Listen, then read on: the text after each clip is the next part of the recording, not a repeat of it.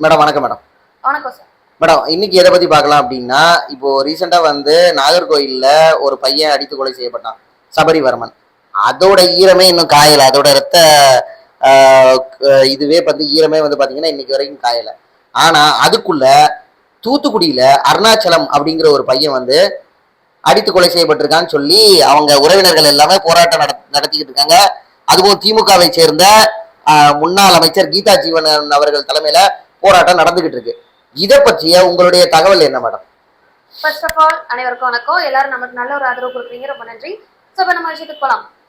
தூத்துக்குடி மாவட்டத்தை சேர்ந்த அருணாச்சலம் அப்படிங்கிற ஒரு இளைஞர் 24 வயது மதிக்கத்தக்க நபர். எதனால காவல்துறை விசாரணைக்கு அழைத்து சென்றாங்க அப்படின்னா, ஜூலை 17ஆம் தேதி விடிய காலையில 5 மணிக்கு வீட்டுக்கு காவல்துறையினர் கூட்டு போயிருக்காங்க. எதனால அப்படின்னா, இந்த மாதிரி மது பாட்டில மதுவை கல்ல இதுக்கு விற்கிறதா, இந்த மாதிரி டாஸ்மார்க் டைமிங் க்ளோஸ் ஆன பிறகு அங்கிருந்து வாங்கி அன் டைம்ல இந்த மாதிரி 10 ரூபா 20 ரூபா கூட்டி விற்கிறதுல அந்த வழக்குல விசாரணைக்காக கூட்டிட்டு போயிருக்காங்க. ஸோ கூட்டிட்டு போனவங்க விசாரணை நடத்திட்டு இருக்கும் போது இந்த மாதிரி வீட்டுக்கு ஒரு போன் வந்திருக்கு. போன் கால் அவங்க அம்மாவுக்கு வந்திருக்கு. இந்த மாதிரி உங்களோட பையன் கொஞ்சம் நிலைமை மோசமா இருக்கு, மருத்துவமனையில நாங்க சேர்த்திருக்கோம் அப்படின்னு சொல்லி ஒரு காவல்துறையினரிடம் ஒரு தகவல் வந்திருக்கு. இதன் அடிப்படையில மருத்துவமனைக்கு போய் பார்க்கும்போது டாக்டர் என்ன சொல்றாங்க அப்படின்னா, இமீடியட்டா அவனுக்கு ஹெட் ஷேவ் பண்ணுங்க, அதாவது தலையில மொட்டை அடிக்கணும், தலையில ஒரு ஆபரேஷன் பண்ண வேண்டியது இருக்கு உங்க பையனுக்கு அப்படின்னு சொல்லும் போது, இவங்களுக்கு அந்த நேரம் கையும் ஓடல காலும் ஓடல திடுதுப்புன்னு சொல்றாங்க. சரி நம்ம அப்ப கையெழுத்து போடுவோம், பையனுக்கு ஏதோ சீரியஸும் முடியலன்னு சொல்லிட்டு போடும்போது என்ன பண்ணிருக்காங்க, ஆபரேஷன் நடந்து ஒரு கொஞ்ச நேரத்துல மகன் இறந்துட்டாங்க அப்படின்னு சொல்லியிருக்காங்க. ஸோ இதுல அதுக்கு முன்னாடி அந்த ஆபரேஷன் நடந்து சில மணி நேரத்துக்கு அப்புறம் அந்த பையன் கிட்ட அவனோட ஃப்ரெண்ட்ஸா யாரோ வீடியோல எடுத்திருக்காங்க. இந்த மாதிரி காவல்துறையினர் தாக்குனாங்களா அப்படின்னு கேட்கும்போது, ஆமா மண்டையில அடிச்சாங்க, பின்னாடி கையில அடிச்சாங்க, முதுகுல அடிச்சாங்க, அந்த மாதிரி அந்த வாலிபர் பேட்டி கொடுத்துருக்காரு. ஸோ இதன் அடிப்படையில பாத்தீங்க அப்படின்னா அங்க ரொம்ப பயங்கர தீவிரமா பிரச்சனை மீடியா எல்லாமே இதாயிடுச்சு. இதுக்கு காவல்துறையினர் பதிலுக்கு என்ன சொன்னாங்க அப்படின்னா, யாருமே தாக்கல, அவர் மயக்கம் போட்டு விழுந்துட்டாரு, ஸோ விசாரணைக்குன்னு கூட்டிட்டு போனோம், அந்த இடத்துல மயக்கி விழுந்ததால தலையில பிளட் கிளாட் ஆயிடுச்சு, அதனால ஆப்ரேட் பண்ண சொல்லியிருக்காங்க அப்படின்னு காவல்துறையினர் சொல்லியிருக்காங்க. அதுல ஒரு சின்ன சிசிடிவி ஃபுட்டேஜும் அதுல காமிச்சிருக்காங்க. அதாவது காவல்துறையினர் அவரோட பாக்கெட்டு கை கால்லாம் செக் பண்ணிட்டு விடுற மாதிரி, அதுக்கப்புறம் உள்ள அந்த என்ன சொல்றது, அந்த ஜெயிலுக்குள்ள அந்த அந்த பாருக்குள்ள பிஹைண்ட் த பார் என்ன பண்ணிருக்காங்க அப்படின்னா, அவர் கொஞ்ச நேரம் நின்றுட்டு அதால மயங்கி விழுற காட்சிகள் வெளியிட்டு இருக்காங்க. சோ இதன் அடிப்படையில காவல்துறையினர் அவங்க தரப்பு வாதத்தை என்ன வைக்கிறாங்க, நாங்க அடிக்கவே இல்லை, ஆல்ரெடி ஹெல்த் இஷ்யூஸ் ஏதோ இருந்திருக்கு, அதனால மயக்கமடைந்து இந்த மாதிரி விஷயங்கள் நடந்துட்டுன்னு.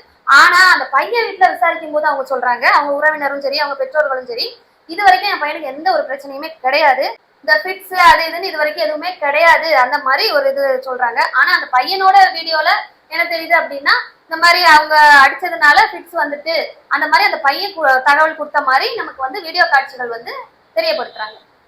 மேடம் இப்போ இதுல ஒண்ணு தெளிவா ஒண்ணு மட்டும் புரியுது. இப்ப என்ன அப்படின்னா, இந்த அப்பாவிகள் ஏன் அடிச்சு கொல்லப்படுறாங்க? இப்போ உதாரணத்துக்கு இப்ப இந்த வழக்கை பொறுத்தளவுல, அருணாச்சலம் வழக்கை பொறுத்தளவுல இப்போ போலீசார் ஆதாரம் காட்டுறாங்க, என்ன வைக்கிறாங்க, இது லாக்அப் டெத்தா என்ன அது நம்ம விசாரிச்சாதான் தெரியும். விசாரணை நடைபெற்றுக்கிட்டு இருக்கு. இப்ப சபரிவர்மனா இருக்கட்டும், அப்பாவி அஜித்குமாரா இருக்கட்டும், இதெல்லாம் நடந்திருக்குல்ல. இப்போ இதுக்கு காவலர்கள் ஏன் இந்த அளவுக்கு துணியிறாங்க? ஏன் அப்பாவியை மட்டும் அடிச்சு கொள்றதுக்கு காரணம் என்ன மேடம்? அதாவது இப்போ நம்மளோட ஜெயராஜ் பெனிக்ஸா இருக்கட்டும், அஜித்குமாரா இருக்கட்டும், நம்மளோட அருணாச்சலமா இருக்கட்டும், சபரிவர்மனா இருக்கட்டும், இவங்களோட கேஸ் ஹிஸ்டரிலாம் எடுத்து பாருங்க. இதுக்கு முன்னாடி கேஸ் ஹிஸ்டரி எதுவுமே இல்லை. இவங்கெல்லாம் அந்த அக்யூஸ் லிஸ்ட்ல இது வரைக்கும் இருந்தது இல்லை. அப்பாவி இன்னசென்ட் காமன் பீப்புள். இதே இது போக்சோல உள்ள போனவன், இந்த திருட்டு வழக்குல உள்ள போனவன், அப்புறம் வேற என்னது கொலை கொள்ளை அப்படி கற்பழிப்பு அதுல எல்லாம் உள்ள போனவனை அவங்க டச் பண்ண கூட முடியாது. ஏன்னா அவங்களுக்கு ப்ரீவியஸ் கேஸ் ஹிஸ்டரி இருக்கும். அப்படி இவங்க விசாரணையின் பேர்ல அடிக்கும் போது இறந்து போயிட்டாங்கன்னா, அந்த அவங்களுக்குன்னு ஒரு ஃப்ரெண்ட் சர்க்கிள் ஏதாவது பேக்ரவுண்ட் இருக்குல்ல, கிரிமினல் பேக்ரவுண்ட் ஏதாவது இருக்குல்ல, அதை வச்சு இவங்களோட உயிருக்கு அச்சுறுத்தல் ஏற்படும் சொல்லி பயந்து போய் அப்பாவிகளை துன்புறுத்தி கொள்றதுதான் இவங்களோட ஃபேஷன். இப்ப அதான் நடந்துட்டு இருக்கு. சோ இந்த கேஸ்ல எந்த அளவுக்கு உண்மைன்னு நமக்கு அந்த போஸ்ட்மார்ட்டம் ரிப்போர்ட் வந்தாதான் தெரியும். இதுக்கு முன்னாடி உள்ள வழக்குகளை பத்தி நான் பேசிட்டு இருக்கேன். அஜித்குமார், அப்பாவி அஜித்குமார் கொலை வழக்குல பாருங்க, அதாவது அவரோட பிறப்புறுப்புல மிளகா பொடியை தூவி இந்த மாதிரி லத்தி சார்ஜ் பண்ணி பயங்கரமான ஒரு தாக்குதல் வந்து நடத்தியிருக்காங்க. அப்ப இதெல்லாம் ஆர்கனைஸ்ட் கிரைம். இதுல வந்து இப்போ எல்லாரும் உள்ள இருந்து நல்லா களி தின்னுட்டு இருக்காங்கல்ல. அப்ப இதெல்லாம் ஒரு திட்டமிட்ட படுகொலையா தெரியுது. அப்ப அதான் சொல்றேன்ல, கிரைம் ஹிஸ்டரி இல்லாதவங்க, கிரிமினல் பேக்ரவுண்ட் இல்லாதவங்களை வந்து அவங்க கிட்ட வீரத்தை காமிக்கிறது.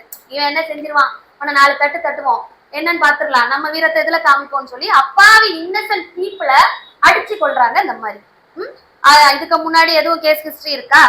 இதுக்கு முன்னாடி ப்ரீவியஸ் கேஸ் ஹிஸ்டரி எதுவுமே இல்ல அஜித்குமார் இதுல. அதுக்கப்புறம் நம்மளோட ஜெயராஜ் பெனிக்ஸ் கொலை வழக்க பாருங்க, அதுல எப்படி அப்பாவி தந்தை மகன் என்ன பண்ணாங்க? இதுக்கு முன்னாடி எந்த வழக்கம் அவங்க பேர்ல கிடையாது. எந்த ஒரு சீட்டிங்கோ, ஃப்ராடோ, போர்ஜரியோ, எந்த ஒரு கற்பழிப்போ, கொள்ளையோ எந்த ஒரு வழக்குமே கிடையாது. அப்பாவிகள் அவங்கள அடிச்சாலாம் ஒன்றும் பெருசாலாம் ஆகாது, அந்த அளவுக்குலாம் ஒன்றும் ஆகாது. நம்ம அவங்கள அடிச்சா அதாவது பெருசாகாது மீன்ஸ் தேவையில்லாம என்ன சொல்றது, அச்சுறுத்தல் வந்து நமக்கு ஏற்படாது. அது வந்து அப்பாவிகள்னா அடிச்சு கொலை பண்ணிட்டாங்க. இதே இது கிரிமினல் பேக்ரவுண்ட் உள்ளவங்களை வந்து டச் பண்ணிட்டு இருக்க முடியுமா? அதை ஒரு 4 பேருக்கு போன் பண்ணுவான், அதை அங்க ஒரு 4 பேருக்கு போன் பண்ணி என்ன பண்ணணுமோ அதை பண்ணி விட்டுருவாங்க. அதுதான் இப்போ உள்ள நிலவரம். அதனால பயந்து போய் அப்பாவிகளை மட்டும் கை வைக்கிறது. இதுதான் இப்போ உள்ள காவலர்களோட ட்ரெண்டிங் அப்படின்னு நம்ம எடுத்துக்கலாம். இதுவரை நம்ம சொல்லிட்டோம் என்ன ஏதுன்னு. அடுத்த போஸ்ட்மார்ட்டம் ரிப்போர்ட்ல தான் அடுத்த தகவல் வந்து மக்களுக்கு தெரியப்படுத்த முடியும். ஓகே மேடம், இவ்வளவு நாளும் பயனுள்ள தகவல்களை தைரியமா எடுத்துரைச்சதுக்கு நன்றி மேடம். நன்றி சார்.